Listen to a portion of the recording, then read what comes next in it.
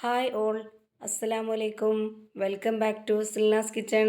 ഇന്നത്തെ റെസിപ്പി വളരെ പെട്ടെന്ന് തയ്യാറാക്കി എടുക്കാൻ പറ്റുന്ന നല്ല ഈസി ആയിട്ടുള്ള നല്ല ടേസ്റ്റി ആയിട്ടുള്ള ഒരു അടിപൊളി സ്നാക്സിന്റെ റെസിപ്പിയാണ്. സ്കൂൾ വിട്ടു വരുന്ന കുട്ടികൾക്കോ അല്ലാന്നുണ്ടെങ്കിൽ KG കുട്ടികൾ സ്കൂളിൽ പോകുമ്പോൾ സ്നാക്സ് ബോക്സിൽ കൊടുത്തുവിടാനൊക്കെ പറ്റിയിട്ടുള്ള ഒരു നല്ല ടേസ്റ്റി ആയിട്ടുള്ള അടിപൊളി പലഹാരമാണ്. എത്ര കഴിച്ചാലും മതി വരാത്ത നല്ല സോഫ്റ്റ് ആയിട്ടുള്ള പഞ്ഞ് പോലൊരു കിടിലൻ റെസിപ്പിയാണ്. അപ്പോൾ ഇതെങ്ങനെയാണ് തയ്യാറാക്കിയെന്ന് അറിയാനായിട്ട് വീഡിയോ സ്കിപ്പ് ചെയ്യാതെ മുഴുവനായിട്ടൊന്ന് കണ്ടു നോക്കണേ. അപ്പോൾ ഇതിനായിട്ട് ഞാനിവിടെ എടുത്തിട്ടുള്ളത് റോബസ്റ്റ് പഴമാണ്. പഴം ഏത് പഴമായിരുന്നാലും കുഴപ്പമില്ല. നേന്ത്രപ്പഴമായിരുന്നാലും ചെറുപഴമായിരുന്നാലും ഏതിൽ വേണമെങ്കിലും ചെയ്തിട്ടെടുക്കാം. ഇതേ രീതിയിൽ തന്നെ വലിയ പഴമാണെന്നുണ്ടെങ്കിൽ ഒരു 3 എണ്ണമൊക്കെ എടുത്താൽ മതിയാവും. ചെറുതായതുകൊണ്ടാണ് ഞാനിവിടെ 5 എണ്ണം എടുത്തിട്ടുള്ളത്. ഈ ഒരു കണക്കനുസരിച്ചാണ് ഞാൻ ബാക്കിയുള്ള എല്ലാ ഇൻഗ്രീഡിയൻസിന്റെ അളവും ചേർത്ത് കൊടുക്കുന്നത്. ഇനി ഇത് കനം കുറച്ചിട്ടൊന്ന് കട്ട് ചെയ്തെടുക്കുന്നുണ്ട്. സിൽനാസ് കിച്ചൺ ചാനൽ ആദ്യമായിട്ട് കാണുന്നവരാണെങ്കിൽ പ്ലീസ് ഒന്ന് സബ്സ്ക്രൈബ് ചെയ്തേക്കണേ. ഒപ്പം തന്നെ ഈ വീഡിയോസ് നിങ്ങൾക്ക് ഇഷ്ടപ്പെടുകയാണെങ്കിൽ ഒരു ലൈക്ക് ചെയ്ത് ഷെയർ ചെയ്ത് സപ്പോർട്ട് ചെയ്യാനും മറക്കരുത്. ഇപ്പം ഇതാ ഇതുപോലെ നല്ല കനം കുറച്ചിട്ട് ഈ പഴം മുഴുവനായിട്ടും കട്ട് ചെയ്തെടുത്തിട്ടുണ്ട്. ഇനി ഇതൊന്ന് മാറ്റി വെച്ചേക്കാം. അടുത്തതായിട്ട് ഒരു പാൻ സ്റ്റവിലേക്ക് വെച്ച് ഫ്ലെയിം ഓണാക്കി കൊടുത്തതിന് ശേഷം അതിലേക്ക് ഒരു 2 സ്പൂൺ അളവിൽ നെയ്യ് ഒഴിച്ചു കൊടുക്കുന്നുണ്ട്.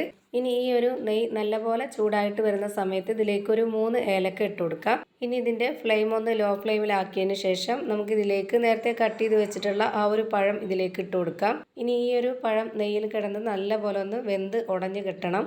റോബസ്റ്റ് പഴം ആയതുകൊണ്ട് ഒരുപാട് അങ്ങ് വെന്ത് കിട്ടാൻ പാടൊന്നുമില്ല, പെട്ടെന്ന് തന്നെ വെന്ത് കിട്ടും. അപ്പോൾ നമുക്കൊരു 2 മിനിറ്റ് നേരത്തേക്ക് ഇതൊന്ന് അടച്ചു വെച്ച് വേവിച്ചെടുക്കാം. 2 മിനിറ്റ് കഴിയുമ്പോഴേക്ക് നമ്മൾ ഇതൊന്ന് തുറന്ന് നോക്കുമ്പോൾ ഈ ഒരു പഴം നല്ലപോലെ വെന്ത് കിട്ടിയിട്ടുണ്ടാവും.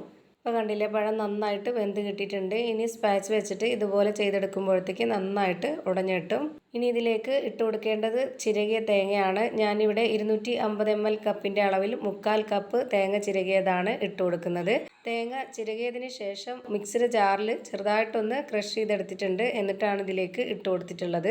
ഇനി ഇതിലേക്ക് അത്യാവശ്യം മധുരത്തിൻ്റെ പലഹാരം ആയതുകൊണ്ട് തന്നെ ഒരു 4 സ്പൂൺ അളവിൽ പഞ്ചസാര ഇട്ട് കൊടുക്കുന്നുണ്ട്. പിന്നെ ഒരു നുള്ള് ഉപ്പും കൂടെ ചേർത്ത് കൊടുക്കാം, ഈ ഒരു മധുരത്തിനെ ഒന്ന് ബാലൻസ് ചെയ്യാനായിട്ട്. പഞ്ചസാരയുടെ അളവൊക്കെ ഓരോരുത്തരുടെ ഇഷ്ടത്തിനനുസരിച്ച് കൂട്ടിയും കുറച്ചൊക്കെ ഇട്ട് കൊടുക്കാവുന്നതാണ്. ഇനി ഈ ഒരു തേങ്ങയുമായിട്ട് നല്ല പോലെ ഒന്ന് വേവിച്ചെടുക്കണം. അപ്പോൾ നന്നായിട്ട് ഒന്നുകൂടെ ഉടഞ്ഞു കിട്ടിക്കോളും. ഇതുപോലെ ഓരോന്നും ഘട്ടം ഘട്ടമായിട്ട് വേണം ഇതിലേക്ക് ഇട്ട് കൊടുത്തിട്ട് യോജിപ്പിച്ചെടുക്കാനായിട്ട്. എന്നാലാണ് കറക്റ്റ് ഒരു പരുവത്തിന് നല്ലപോലെ വെന്ത് നല്ല ടേസ്റ്റി ആയിട്ട് കിട്ടുള്ളൂ. അല്ലാന്നുണ്ടെങ്കിൽ ഇതിൻ്റെ പരുവൊക്കെ തെറ്റിപ്പോവും. ഇനി ഇതിലേക്ക് ഇതേപോലെ സ്പൂൺ അളവിൽ 4 സ്പൂൺ അരിപ്പൊടിയാണ് ഇട്ട് കൊടുക്കുന്നത്. വറുത്ത അരിപ്പൊടിയാണ് ഇട്ട് കൊടുക്കുന്നത്.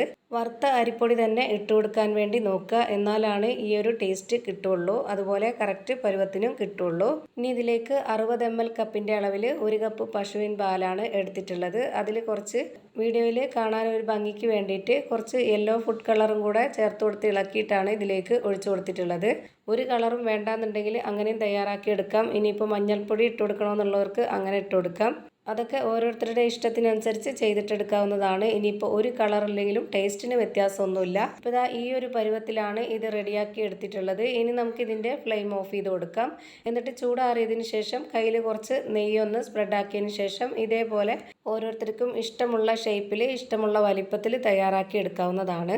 ഞാനിപ്പോൾ ഇവിടെ എല്ലാം ഈ ഒരു വലിപ്പത്തിൽ റെഡിയാക്കി എടുത്തിട്ടുണ്ട്. ഇനി വീണ്ടും ആ ഒരു പാൻ തന്നെ സ്റ്റവിലേക്ക് വെച്ച് കൊടുത്തിട്ട് ഫ്ലെയിം ഓൺ ആക്കി കൊടുത്തിട്ടുണ്ട്. അതിലേക്ക് 2 സ്പൂൺ അളവിൽ നെയ്യ് ഒഴിച്ചു കൊടുത്തിട്ടുണ്ട്.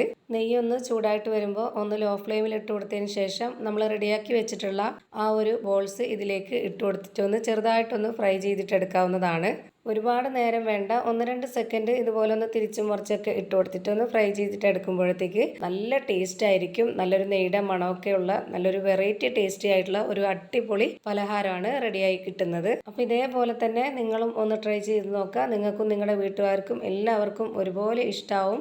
എത്ര കഴിച്ചാലും കൊതി തീരില്ല. അത്രയും നല്ല ടേസ്റ്റി ആയിട്ടുള്ള ഒരു അടിപൊളി സോഫ്റ്റ് ആയിട്ടുള്ള നല്ല പഞ്ഞ് പോലൊരു വായിലിട്ടാൽ അലിഞ്ഞിറങ്ങുന്ന നല്ലൊരു പലഹാരമാണ്. അപ്പോൾ ഇത്രയേ ഉള്ളൂ ഇന്നത്തെ വീഡിയോ ഇഷ്ടമായാൽ ലൈക്ക് ചെയ്യാനും കമൻറ്റ് ചെയ്യാനും ഷെയർ ചെയ്യാനും മറക്കരുത്. അതുപോലെ തന്നെ ഞാനിടുന്ന പുതിയ വീഡിയോസ് നോട്ടിഫിക്കേഷനായിട്ട് കിട്ടുന്നതിന് വേണ്ടി സബ്സ്ക്രൈബ് ചെയ്ത് ബെല്ലൈക്കൺ അമർത്തി അതിൽ ഓൾ എന്ന ഓപ്ഷൻ എനേബിൾ ചെയ്ത് കൊടുക്കാനും മറക്കരുത്. പുതിയൊരു വീഡിയോയുമായി വീണ്ടും വരും. Thank you for watching.